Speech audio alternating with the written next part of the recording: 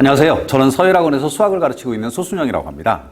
자, 이번 시간에는요, 이제 세화여고에 입학해서 어머님들의 가장 큰 걱정거리 중에 하나가 이제 수학 공부 어떻게 시킬까? 어떻게 하면 수학 성적을 잘 받을 수 있을까? 워낙 세화여고 시험 문제가 어렵다라고 소문이 자자하다 보니까 다른 학원 설명회를 다니시거나 이러시면서도 굉장히 겁들 많이 먹으셨을 것 같습니다. 자, 이제 크게 제가 두 가지를 말씀드릴 계획이에요. 첫 번째는 지피지기면 100점 100승이라고요. 시험 문제 어떻게 나왔는지.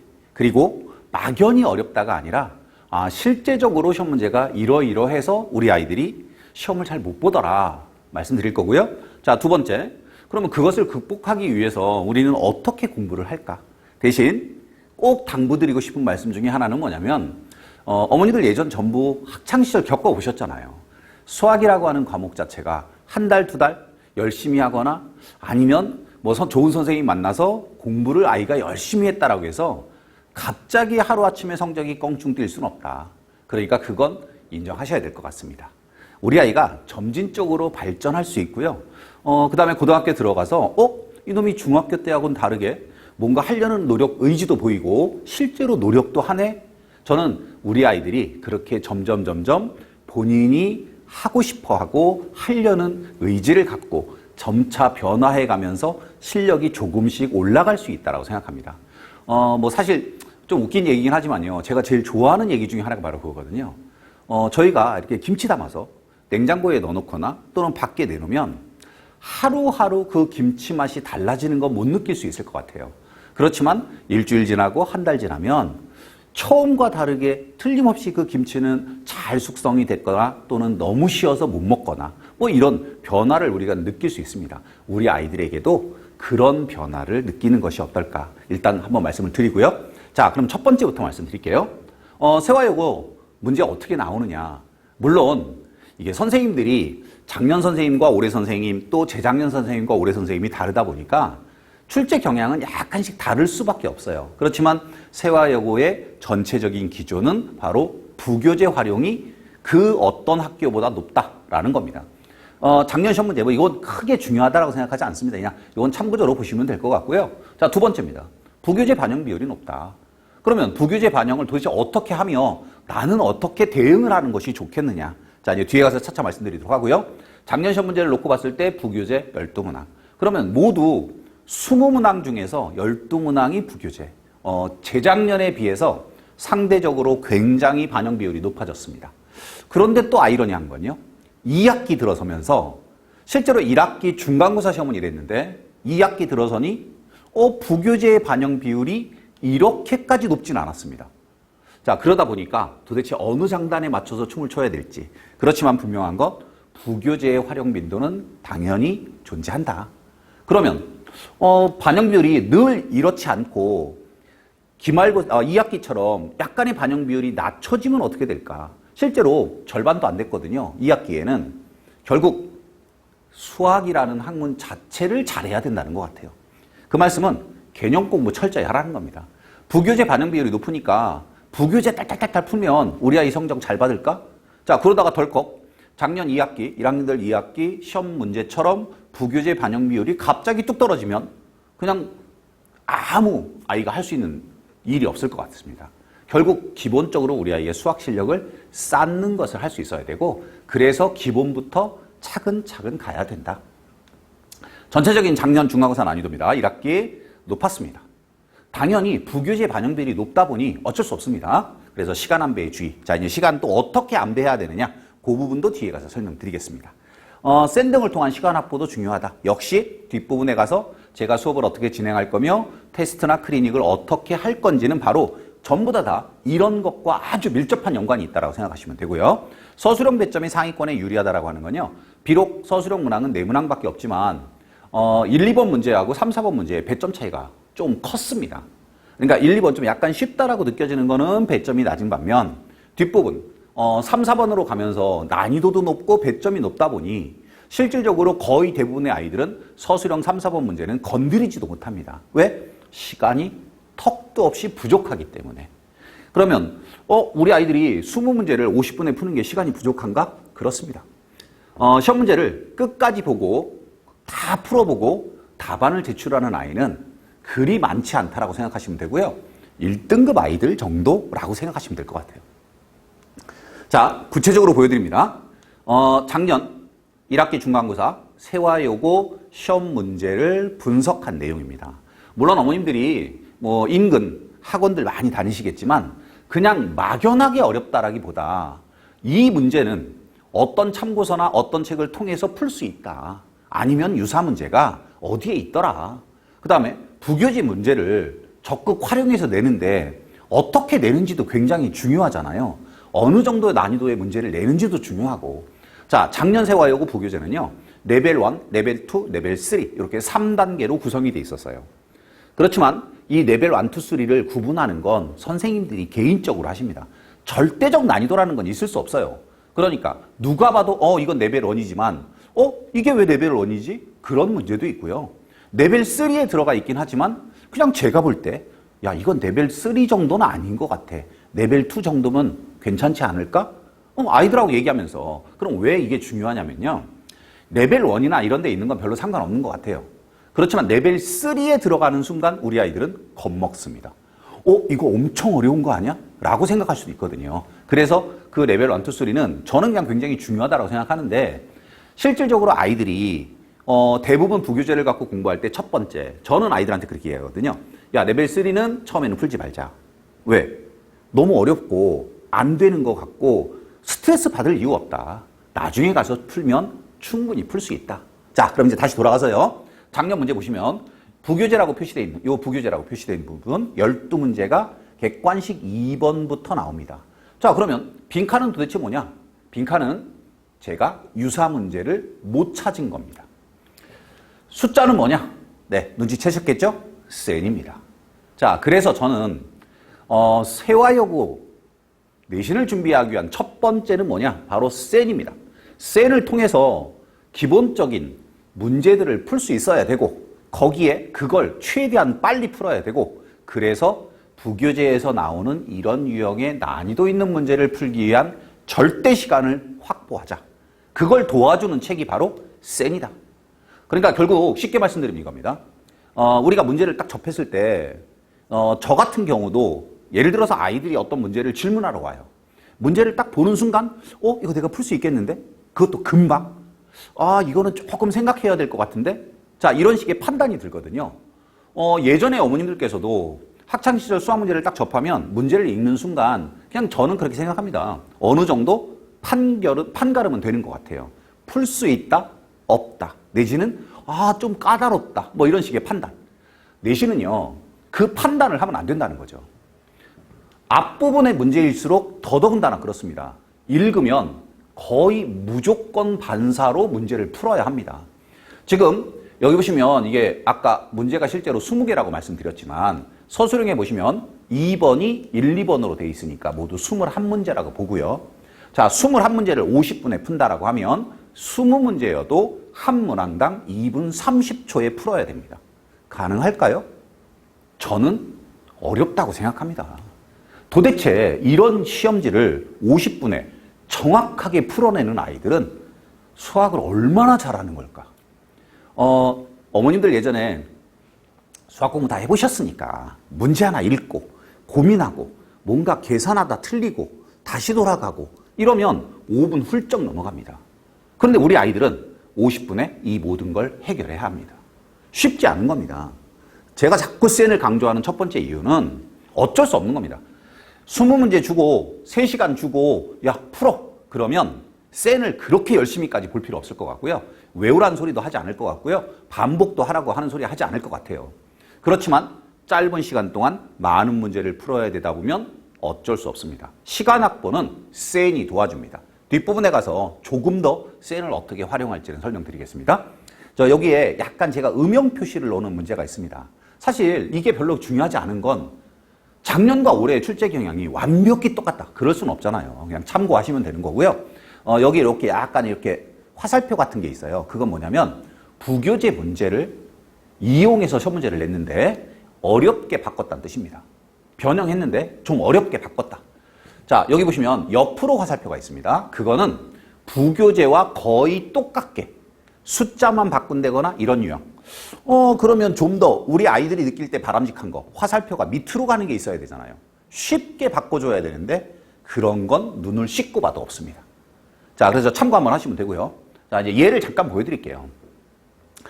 유사문항 두 가지를 제가 준비했습니다. 그리고 이제 설명의 자료에는 문제가 두 문제가 좀 더 있습니다. 근데 이제 여기다가 이제 넣지 않은 것이 문제의 길이가 너무 길다 보니까 보여드리기가 좀 그래서 여기 좀 짧은 것만 보여드리는데요. 부교재와 비슷한 수준. 자, 위에 게 실제 시험 문제입니다.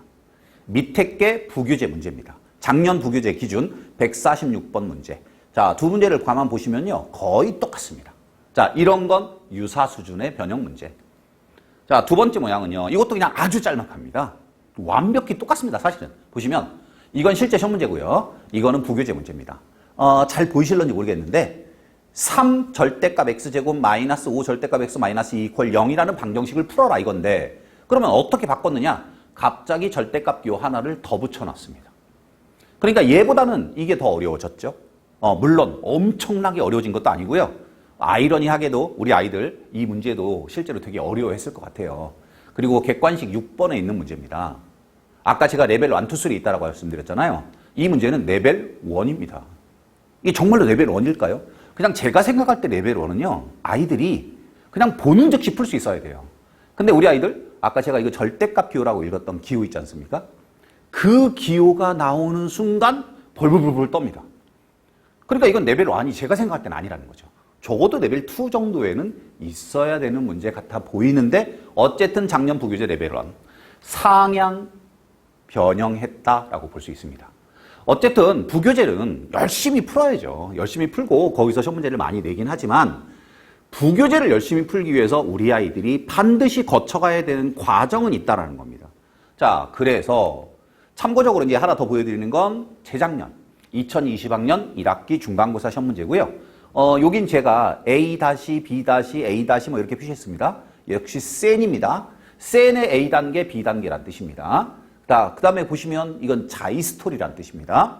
쭉 가보면 왜 이렇게 부교재가 안 보이지? 그러니까 부교재의 반영 비율은 절대적이진 않다.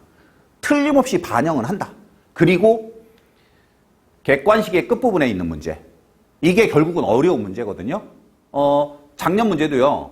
그 레벨 3라고 하는 곳에서 문제가 5개가 나왔습니다. 총 12개 문제 중에 5문항이 레벨 3입니다.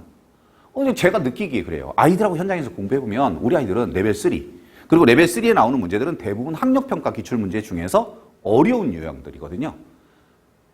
쉽지 않습니다. 아까 제가 2분 30초 만에 우리 아이들은 한 문제를 풀어야 된다고 했죠. 문제를 읽고요.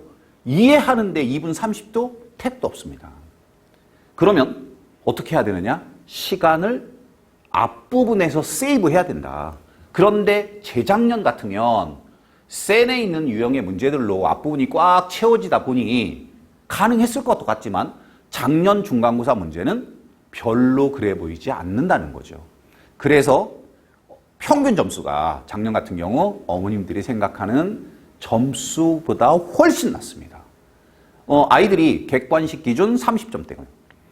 그러면 주관식 점수 뭐 딱 반영이 되면 뭐 50점 가겠지? 택도 없습니다. 주관식은요, 그냥 제 생각에 그렇습니다.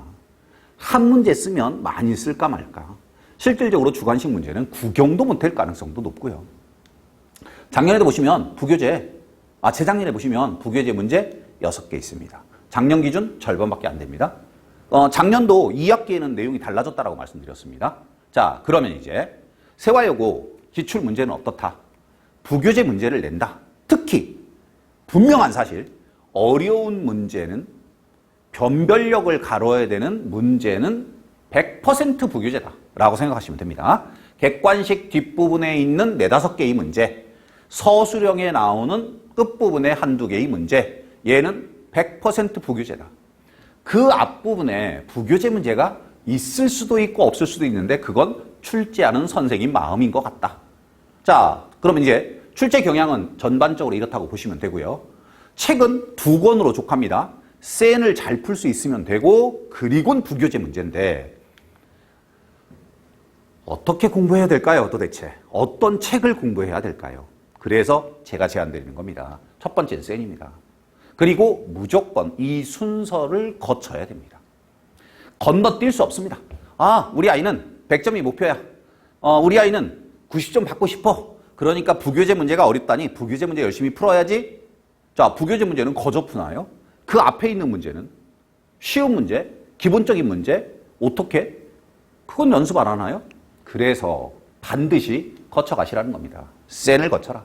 센은 7, 80점을 맞게 해주는 책이다. 바로 부교재 문제, 외적인 문제들은 전부 다 센을 통해서 해결할 수 있다.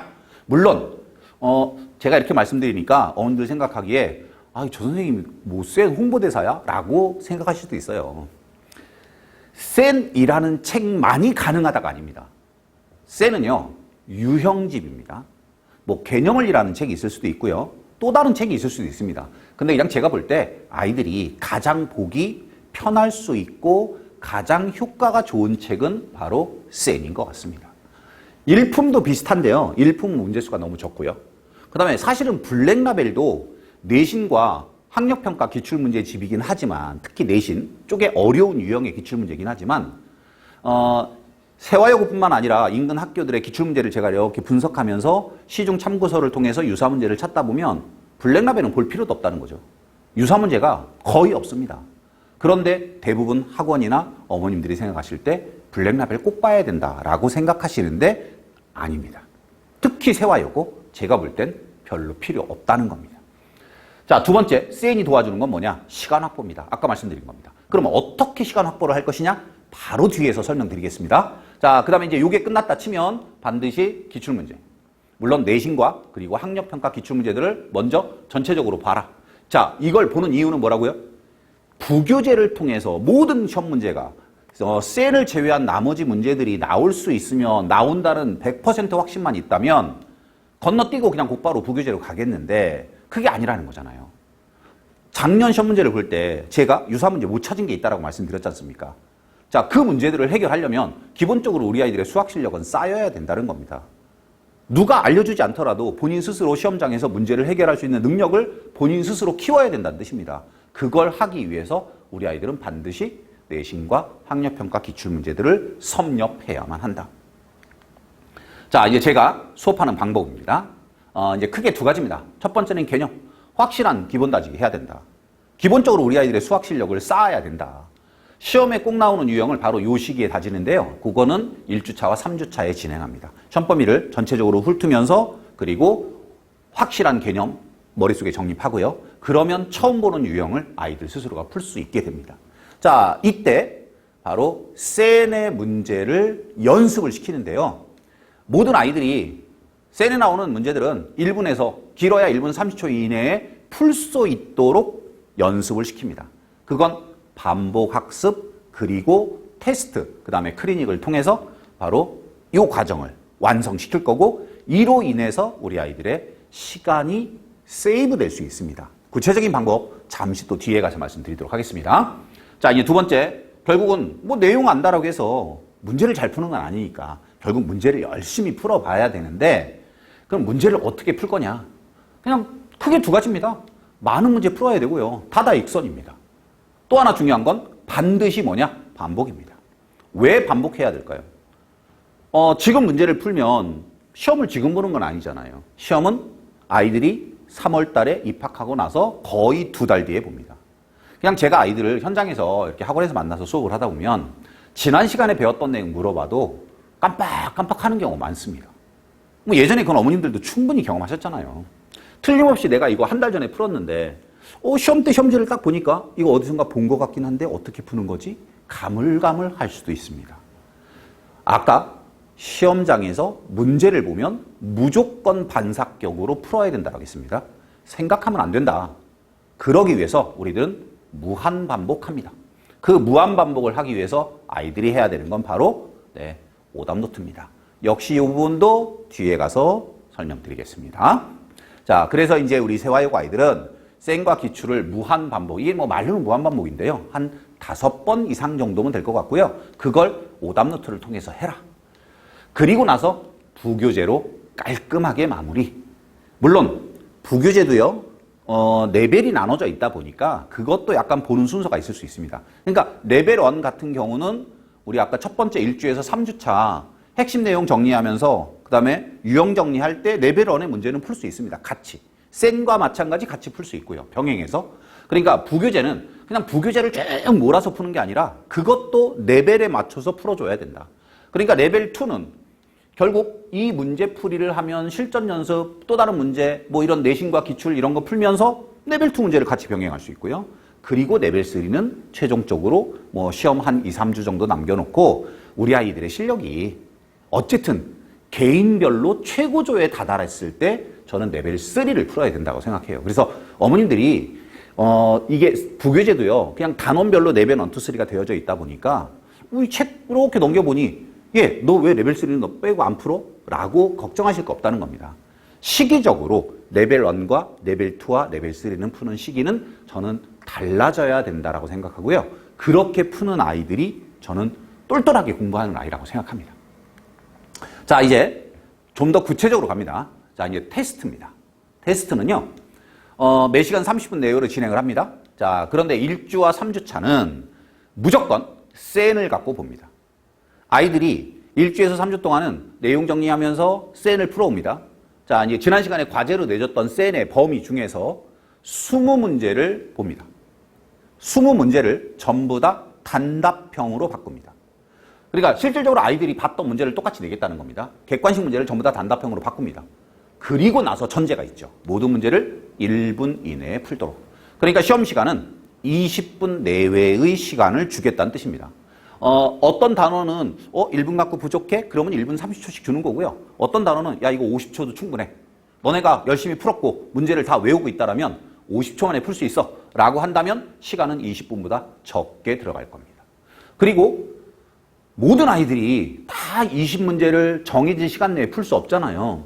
자, 그거는 클리닉을 통해서 아이들이 다시 연습하고 그 다음에 비슷한 유형의 문제를 또 역시 클리닉을 통해서 해결할 겁니다. 자, 두 번째 4주차 이유는요. 셀에 있는 문제들은 풀었으니까 이건 이제 오답노트를 통해서 반복하면 되고요.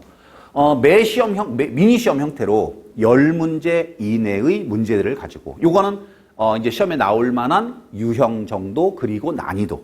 물론 최고 난이도는 빼고요. 이제 그런 유형들을 가지고 10문항 내외 대신 한 문제 아무리 길어도 3분을 넘어가지 않게 시험 시간을 제공을 하고 그래서 30분 내에 테스트를 보고 아까 마찬가지 안 된 부분 클리닉을 통해서 해결하면서 아이들은 오답노트 작성하고 무한 반복시킵니다. 자, 그러면 클리닉을 어떻게 하느냐? 두 가지로 이루어집니다. 첫 번째 클리닉은요. 수업 종료되면 그 즉시입니다. 우리 아이들이 10시에 수업 끝나면 집에 안 가고 클리닉이 이루어집니다. 그때 뭐 하느냐? 오답노트 작성합니다. 그날 수업 시간에 수업을 들으면서 몰랐던 내용. 그 다음에 방금 전에 테스트 봤는데 틀렸던 내용. 그 다음에 뭐 계산이 틀렸을 수도 있지만 실질적으로 내용을 잘 몰라서 틀렸을 수도 있잖아요. 자, 그런 부분 오답노트 작성합니다.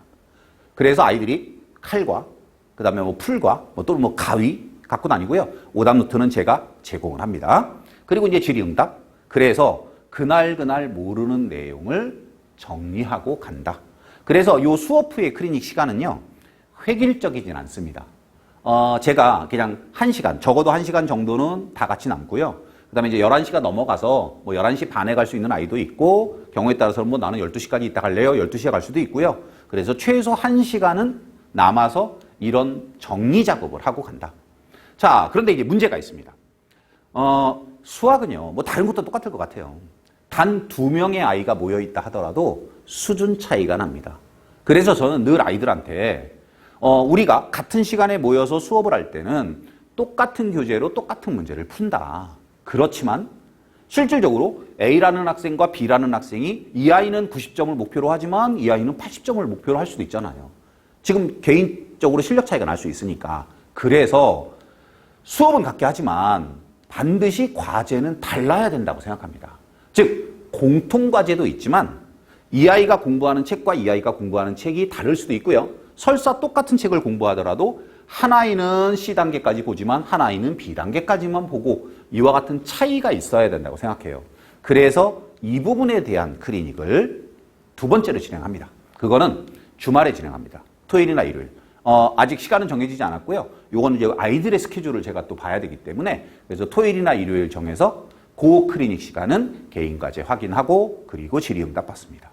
그 다음에 주중 그 테스트 볼 때 틀림없이 우리 아이들이 틀린 문제 있잖아요. 그거를 개인별로 리스트를 작성해서 요 놈은 이런 유형 문제를 잘 못 푸네. 그러면 요 주말 클리닉 시간에 별도의 고문항에 따른 테스트를 합니다. 즉 유사 문제로.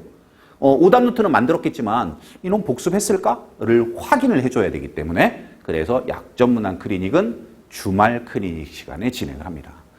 실질적으로 이게 수업 후에 진행하는 클리닉은요. 사실 작년에 수업을 하면서 아이들하고 우연찮은 기회에 그렇게 얘기를 하다가 야 너네들 집에 가면 몇 시에 자? 그랬더니 뭐 2시에 자요, 3시에 자요 막 이러더라고요. 그래서 야 그럼 학원 끝나고 집에 가서 뭐 그냥 간단하게 뭐 먹고 11시부터 계속 공부하는 거야? 그랬더니 그럴 리가요. 그럼 보통 12시 또는 12시 반까지는 집에 가서 공부는 안 한다고 하더라고요. 그래서 제가 그냥 농담 삼아 던져봤습니다. 야 그러면 집에 가지 말고 수업 끝나고 어차피 버려지는 시간 학원에서 정리하고 뭔가 복습하고 뭐 경우에 따라서는 다음날 학원 숙제 뭐 할 거 있으면 간단하게 여기서 정리하면서 나름대로 너네가 마무리를 짓고 집에 가고 그다음에 그냥 깔끔하게 자면 어때라고 했더니 의외로 모든 아이들이 찬성을 하더라고요. 그래서 우리 이제 뭐 방학 때는 사실 뭐 스케줄이 워낙 바쁘다 보니까 이제 하지 않지만 그 학기 중에는 아이들이 수업 후에 남아서 클리닉을 진행하는 걸 하고 있습니다. 물론 아이들은 후회하겠죠. 처음에는 본인들이 생각할 때 괜찮은데 라고 생각했지만 실제로 해보니까 이제 집에 가고 싶기도 하고 뭐 이제 그럴 수도 있긴 한데요. 그래서 11시까지는 의무적으로 하고 그 이유는 아이들에게 자율적으로 맡깁니다. 그래서 어떤 아이들은 뭐 대부분 그러니까 평균 시간이 그런 것 같아요. 한 11시 반 정도까지 하고 집에 가서 뭐 이제 간식 먹거나 그리고 이제 그날 일을 마무리하는 것 같습니다. 자, 그러면 이제 지금까지 말씀드렸던 거 우리 아이들이 내신을 잘 보기 위해서 기본적으로 부교재 중요하다. 어려운 문제는 부교재에 다 있다. 자, 그건 분명한데 그럼 어떻게 해서 그 부교재에 나오는 어려운 문제를 해결할 수 있을까? 반드시 껑충 뛰는 지름길은 없다. 어디부터 거쳐가냐면 쌤부터 거쳐간다. 쌤은 빠르고 정확하게 문제를 풀고 시간을 세이브해주는 좋은 책이다. 대신 끊임없는 연습이 필요한데 그 연습은 쌤에 나오는 모든 문제는 1분에 풀 수 있도록 반복 학습을 해야 된다. 그러기 위해서 오답노트 만들어야 되고 오답노트를 수업 후에 의무적으로 만들고 가도록 하겠습니다. 그래서 그게 이루어지면요. 틀림없이 아이들은 3주차 이후 또는 뭐 4주차 넘어가면서부터 다른 문제집에 있는 문제들을 풀 때 훨씬 더 수월하게 느낄 수 있고요. 더 빠르게 풀 수도 있고요. 그 다음에 나에게 다른 아이들보다는 훨씬 더 많은 시간을 갖고 아이들이 부교재 문제를 연습하면서 풀 수 있다라고 생각합니다. 이제 아이들은 뭐 고등학교 들어가서 어떤 아이들은 뭐 이게 부푼 꿈을 갖고 있을 수도 있고 어떤 아이들은 또 막 겁먹고 막 이럴 수도 있을 것 같은데요. 결국 첫 걸음을 어떻게 떼느냐가 굉장히 중요할 것 같습니다. 그래서 아이들 보내주시면 제가 제 아이 돌보는 마음으로 성심껏 관리하고 그 다음에 보살펴서 좋은 성적 받을 수 있도록 한번 제가 지도해 보도록 하겠습니다. 자, 지금까지 세화여고 내신에 대해서 설명드렸고요. 우리 모든 아이들이 세화여고에 들어가서 공부 열심히 하고 또 본인들이 계획하는 그 목표하는 성적 받아서 나라의 좋은 일꾼이 될 수 있도록 저도 함께 빌어드리도록 하겠습니다. 감사합니다.